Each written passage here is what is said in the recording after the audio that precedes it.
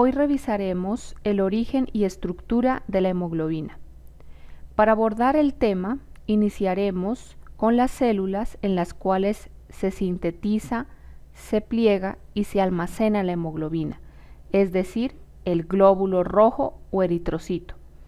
Los glóbulos rojos se encuentran inmaduros en la médula ósea roja, deberán pasar por un proceso de maduración, empezando por proeritroblasto, pasando por reticulocito y finalizando con la célula que conocemos como eritrocito, la cual, una vez sale a circulación sanguínea, no tendrá el núcleo, por lo tanto pierde sus capacidades de mitosis.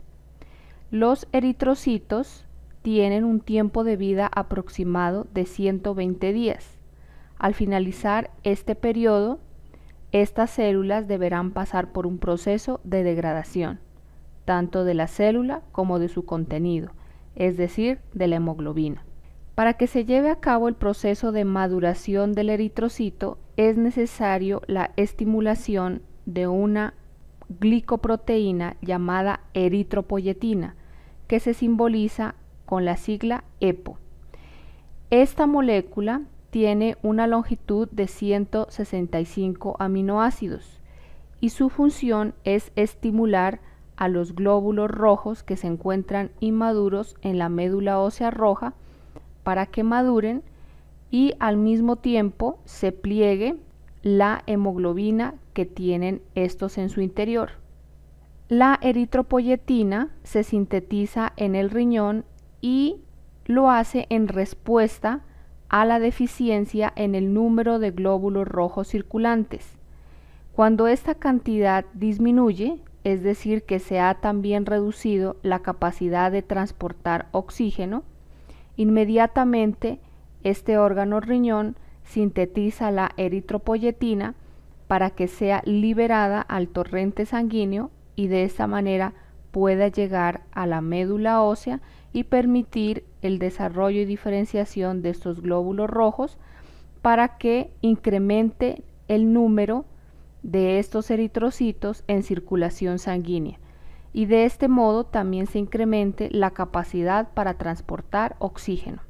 De este modo debemos recordar y tener claro que serán los glóbulos rojos las células encargadas de sintetizar y transportar la hemoglobina, y dentro de la hemoglobina se transportará el oxígeno. Teniendo en cuenta esto, vamos a entrar en la estructura de la hemoglobina. La hemoglobina es una proteína compuesta, es decir, que está constituida por cadenas polipeptídicas, pero además tiene un grupo prostético. Este grupo prostético tiene el nombre de grupo hemo. Y para esta clase vamos a revisar estos dos componentes. Empezaremos con las cadenas polipeptídicas. Las cadenas polipeptídicas de la hemoglobina son 4, razón por la cual se considera una proteína cuaternaria, y además tiene forma esférica, razón por la cual se clasifica dentro de las proteínas globulares. Las cadenas polipeptídicas de la hemoglobina son alfa 1, alfa 2, beta 1 y beta 2. Y en cada una de estas globinas estará el grupo hemo. Las cadenas polipeptídicas se pliegan en forma de alfa hélices, como lo vemos en esta figura, y de esta manera se disponen en toda la estructura globular de la hemoglobina. Cuando existen errores en el plegado de estas cadenas polipeptídicas, por ejemplo, si existen errores en el plegado de las cadenas beta o ausencia de las mismas, se pueden presentar enfermedades como las beta-talasemias. O en el caso, por ejemplo, de que exista un error puntual debido a una mutación puntual en la posición 6 de la cadena beta, donde se reemplaza un ácido glutámico por una valina, se cambian las condiciones estructurales. En ese caso se presenta otro tipo de anemia denominada anemia de células falciformes o drepanocitosis. Ahora Vamos a partir del hecho que estas cadenas se han plegado de manera normal y están en condiciones normales, es decir, conservan su forma globular y mantienen sus uniones internas, tanto peptídicas como no covalentes, es decir, las 5 fuerzas que mantienen la estructura cuaternaria. De esta forma, empezaremos a abordar ahora este grupo prostético llamado grupo hemo. Este grupo hemo estará incluido en cada una de las globinas, pero este grupo hemo tiene características hidrofóbicas. Al tener esta propiedad, los aminoácidos que rodeen a este grupo hemo deberán ser del tipo no polar, es decir, que en esta sección de la hemoglobina deberá haber un bolsillo de tipo hidrofóbico. De este modo se protegerá toda la estructura del grupo hemo. Con respecto a este grupo hemo, empezaremos por mencionar que está constituido por un complejo de protoporfirina 9 más hierro ferroso. En su estructura química se observará de la siguiente forma. Como vemos, este grupo hemo estará constituido por unas unidades denominadas pirroles, que se encuentran 4 en total. Aquí vemos 1, 2, 3, 4. En cada uno de los pirroles se encontrará un átomo de nitrógeno, que es lo que lo caracteriza principalmente. Aparte de estos grupos pirroles, se encuentran unos grupos funcionales vinilos. Realmente encontramos 2 grupos vinilos. También encontramos grupos metilos. Miramos que por cada pirrol existe un grupo metilo, razón por la cual tendremos en total 4 grupos metilo. También estará propionato. En este caso tendremos en total 2 propionatos por cada grupo hemo.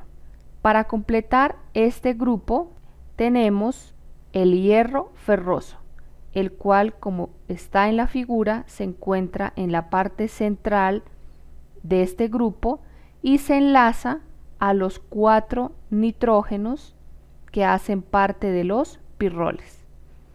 En conjunto a todo esto le llamaremos grupo hemo. Se llamará protoporfirina 9 cuando esté ausente el bioelemento hierro. Ahora, como ya nos dimos cuenta, el grupo hemo tiene como bioelemento central al hierro, razón por la cual es importante estudiar cómo se hace la absorción y transporte del hierro. Empecemos por saber que el hierro nosotros lo podemos obtener de los alimentos que consumimos a diario. Por ejemplo, si uno consume carnes rojas, evidentemente allí habrá presencia de hierro. Y si consume vegetales, también veremos la presencia de hierro. Solo que este hierro no se encuentra como bioelemento libre, sino que realmente está incluido dentro del grupo hemo, como mencioné antes. Razón por la cual, a nivel de la luz intestinal, realmente lo que tendremos es hierro Hem. Este hierro Hem deberá ser absorbido por los enterocitos. Cuando ocurre esa absorción dentro del enterocito, se permite la liberación del hierro y, por lo tanto, su salida hacia la sangre portal. Cuando el hierro ya se encuentra en circulación, deberá ser transportado por una proteína denominada transferrina del plasma. Esta se encargará de llevar a este átomo de hierro a los lugares donde se necesita, es decir, a la médula ósea roja eritroide, es decir, donde se sintetizan los glóbulos rojos, es decir, donde se sintetiza la hemoglobina y por lo tanto se necesita hierro. O la transferrina llevará este hierro al hígado, debido a que en el hígado se sintetizan otro tipo de proteínas llamados citocromos, los cuales también necesitan la presencia de este bioelemento. Ahora, si el hierro que consumimos en la dieta no está como hierro Hem, sino que está como hierro libre. Esto es en el caso que uno tome un suplemento en hierro, como por ejemplo sulfato ferroso. En ese caso el hierro estará libre y no será Hem. En esa situación el hierro no puede ingresar libremente por el epitelio del enterocito. Por eso necesita la presencia de una proteína llamada mucina, la cual a través de una integrina permitirá el ingreso de este hierro. Una vez el hierro esté dentro del enterocito, será unido a una proteína llamada móvilferrina que se encargará luego de permitir su salida a la sangre portal y de esta manera sea transportado por la transferrina del plasma. Como vemos, las fuentes primarias para tener hierro para sintetizar grupo hemo y que éste haga parte de la hemoglobina necesariamente deben venir de nuestra alimentación. Cuando hay deficiencia en hierro, se puede presentar otro tipo de anemia denominada anemia ferropénica. Ahora que sabemos de dónde obtenemos el hierro, es necesario saber cómo obtenemos la protoporfirina 9. Sucede que esta molécula de característica hidrofóbica se sintetiza a nivel de las mitocondrias.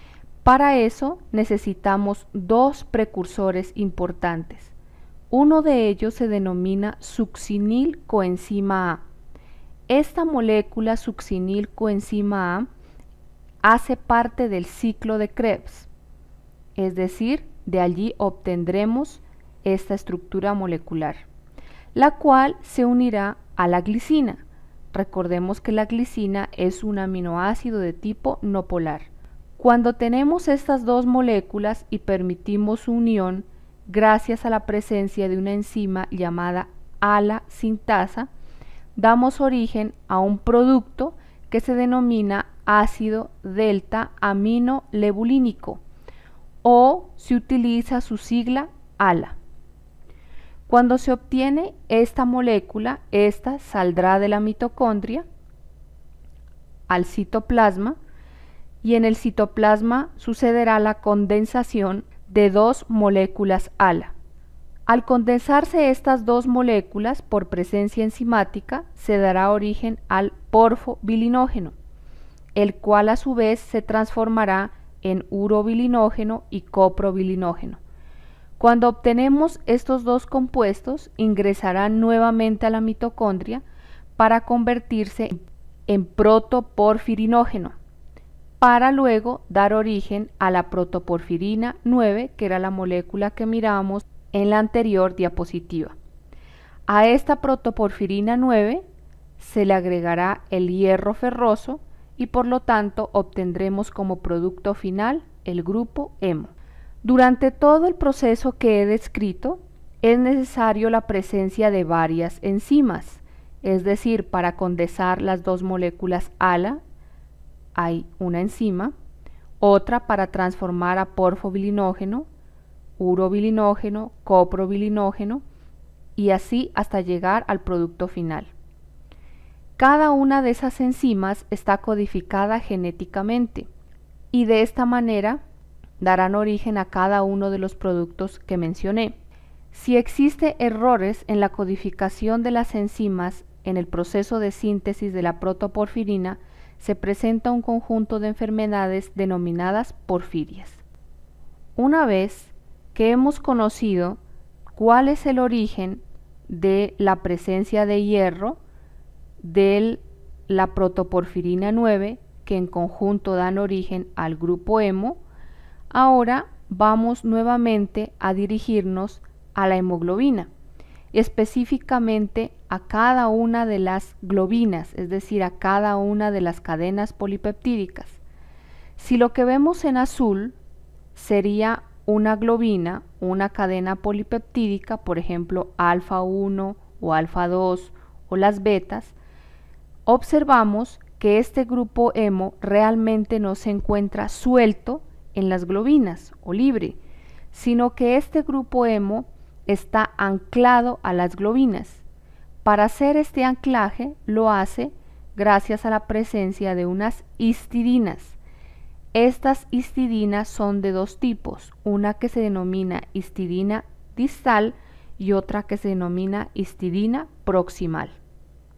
En la gráfica que muestro a continuación, haciendo un acercamiento un poco más de cómo se vería el grupo hemo en las globinas, como lo vemos acá, el que está en rojo sería el grupo hemo, la esfera que se observa aquí sería el átomo de hierro y observemos que hacia la parte distal y proximal se une, por ejemplo, aquí a la histidina, específicamente a la cadena lateral de la histidina. A esta histidina la llamaremos histidina proximal. Por el otro lado, también vemos la cadena lateral de otra histidina, a la cual le llamaremos histidina distal. Esta histidina distal realmente no hace contacto directo con el átomo de hierro, sino que realmente es la que va a generar la unión entre la molécula de oxígeno y esta a su vez el contacto que hará con hierro y la cadena lateral de la histidina. Si vemos en la gráfica que señalo, que sería un poco más esquemática, observemos que aquí estaría el plano del grupo hemo, evidentemente aquí está el átomo de hierro y acá los 4 nitrógenos que corresponderían a cada uno de los pirroles del grupo hemo. Vemos hacia abajo estaría la histidina proximal, que sería su cadena lateral. Recordemos que la cadena lateral de la histidina tiene un grupo funcional llamado imidazol y miremos que en la parte superior está la histidina distal, nuevamente con su porción en imidazol, y miremos que genera un puente de hidrógeno claramente descrito con la molécula de oxígeno. Y este oxígeno a su vez interactúa con el átomo de hierro que se encuentra en el grupo hemo. ¿Qué podemos concluir de esta parte? Que el grupo hemo cumple la función de unir a la molécula de oxígeno, pero esta molécula de oxígeno deberá estar unida de manera débil por un puente de hidrógeno a la histidina distal, y que la histidina distal realmente hace parte de una de las hélices de la hemoglobina denominada hélice E. Por el otro lado, que la histidina proximal realmente hace un contacto directo con el átomo de hierro y que esta histidina proximal realmente está o hace parte de la hélice F de la globina. Como vemos, el grupo hemo realmente no está libre en las globinas, sino anclado a las mismas. Ahora, había dicho antes que el grupo hemo era de característica hidrofóbica. Por lo tanto, en las globinas, en la sección donde se encuentre el grupo hemo, deberán predominar los aminoácidos hidrofóbicos. Y de hecho, así es, excepto por la presencia de estas dos histidinas, la proximal y la distal. Una vez comprendido esto, es necesario ampliar un poco más. Sucede que la hemoglobina puede tener dos estados, uno que se denomina tenso y otro que se denomina relajado. ¿En qué consisten estos dos estados? Cuando la hemoglobina no une al oxígeno, se considera que está en estado tenso, pero cuando la hemoglobina realiza uniones con el oxígeno, se encuentra en estado relajado. Miremos en qué consiste. En este dibujo observamos la histidina proximal, la cual dijimos que iba a tener un contacto directo, en este caso, con el hierro. Y este hierro a su vez con, en este caso, pirroles, el plano del grupo hemo. Cuando no se une al oxígeno, se tiene una distancia entre el lado proximal de la histidina con el anillo del grupo hemo de 2.68 angstroms. Por lo tanto, es como que si realmente la histidina proximal estuviera halando al hierro del plano del grupo hemo. Por esa razón se encuentra tensa. Pero cuando une al oxígeno, sucede que esa distancia cambia. Ella es de 2.7 Armstrong. En este caso, miremos que el oxígeno, al generar la interacción con el hierro, nuevamente mejora el plano de la hemoglobina debido a que generó un enlace tipo puente de hidrógeno por el lado de la histidina distal. En este caso, se considera que la hemoglobina tiene un estado relajado. Para finalizar, observemos cómo se afectan las cadenas alfa y beta en los estados tenso y relajado. En la siguiente gráfica observemos cada uno de los dímeros. Miremos el caso del dímero alfa-beta, el dímero número 1, y el alfa-beta, el dímero número 2. En este caso, cuando la hemoglobina se encuentra en un estado tenso, miremos que realmente en este caso se ocurren la formación de puentes salinos y además puentes de hidrógeno entre los dímeros alfa-beta superior y alfa-beta inferior. Además, hay unas fuertes interacciones hidrofóbicas que se dan entre las cadenas alfa y beta, lo cual da origen a una estabilidad en esta sección. Pero pasamos al estado relajado, es decir, donde agregamos la molécula de oxígeno, miramos que ya no hay tantas interacciones de tipo iónico o de puente salino, disminuyen entre los dímeros 1 y el dímero 2 y además en este caso se rompen los puentes de hidrógeno que se habían generado entre cada una de estas globinas alfa y beta. De esta forma indica que cada vez que la hemoglobina se permite la unión del oxígeno, se va a afectar no solo el grupo hemo con las histidinas distal y proximal, sino que además se afecta la forma como interactúan las globinas alfa y beta en el dímero 1 y el dímero 2.